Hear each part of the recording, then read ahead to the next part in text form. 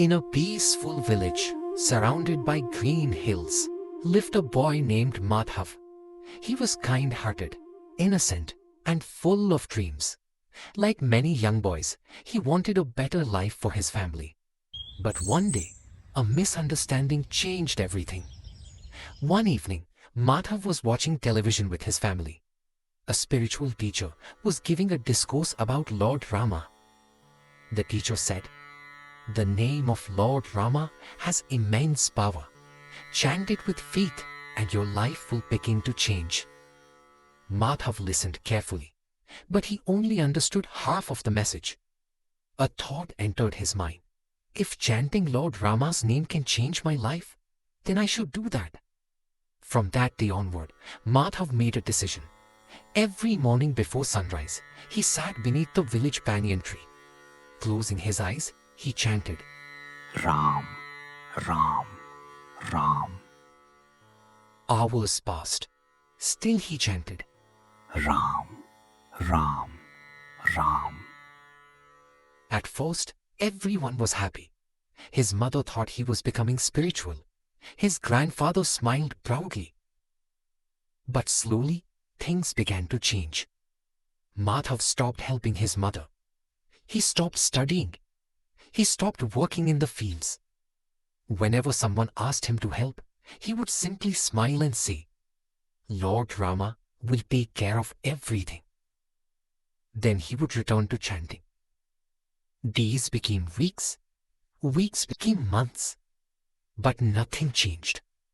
The family was still struggling. The roof still leaked whenever it rained. The fields still needed work. His grades continued to fall.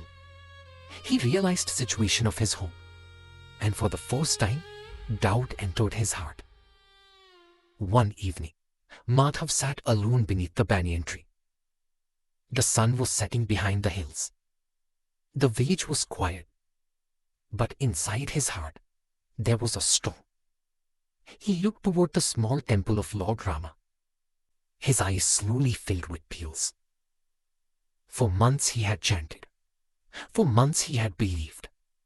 For months he had waited. Yet nothing had changed. His voice trembled. Why, Lord Rama? I believed in you. I chanted your name every day. Then why is my life still the same? For the first time in his life, Madhav felt disappointed. Not at people, not at circumstances, but at God himself. That night, he could not sleep. Again and again, the same thought echoed in his mind. Maybe chanting doesn't work. Maybe I should stop. The next morning, Madhav walked toward the banyan tree as usual. But halfway there, he stopped. He looked at the tree, then at the temple, then at the prayer beads in his hand. A painful thought entered his mind. What's the point? Slowly, he turned around. For the first time in months, he had decided to quit. Just then, he noticed someone sitting beneath the banyan tree. It was priest of Lord Rama temple. He was simply sitting there quietly and chanting. Madhav walked toward him and sat down. For a few moments, neither of them spoke. Then priest gently asked, What troubles you, my child? Madhav lowered his head. I've been chanting every day, but nothing has changed. I don't understand anymore. Priest smiled kindly. Then he placed a hand on Madhav's shoulder. Lord Rama did answer your prayers. Madhav looked up. No, he didn't. Priest smiled. Yes, he did. You asked him to do your work, but he wanted to make you strong enough to do it yourself.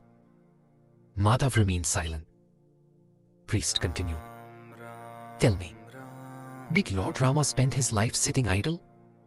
Or did he walk through forests, face challenges, protect others, and fulfill his duties?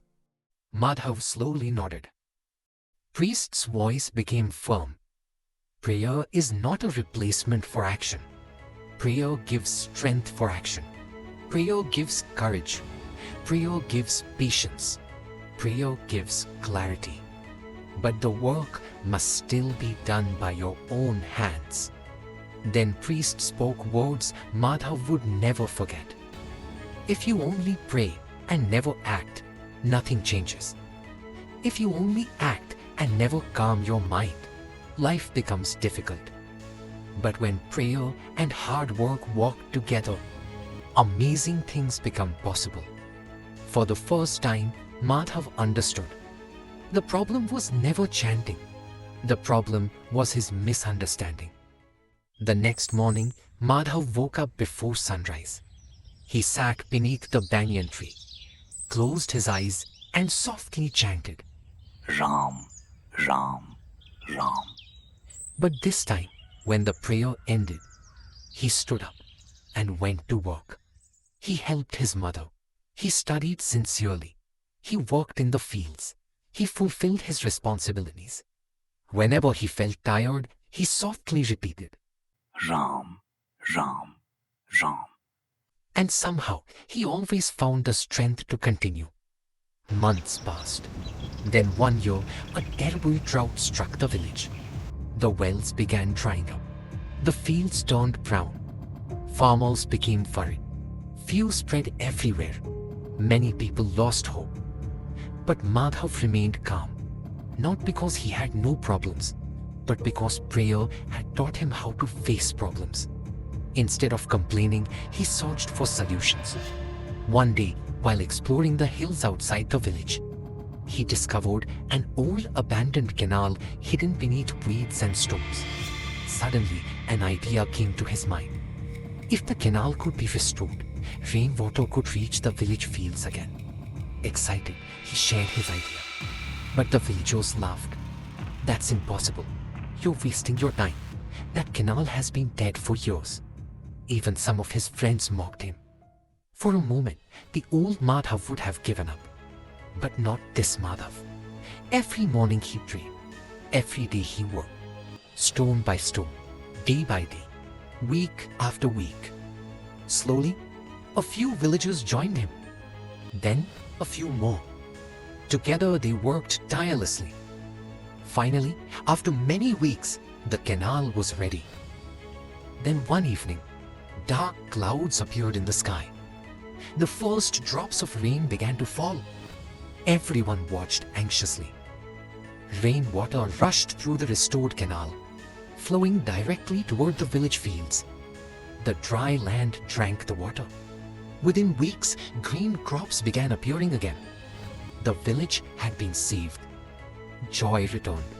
Hope returned. Life returned. One day, a villager approached Madhav and asked, "Tell us honestly, was this the miracle of Lord Rama's name?" Madhav smiled.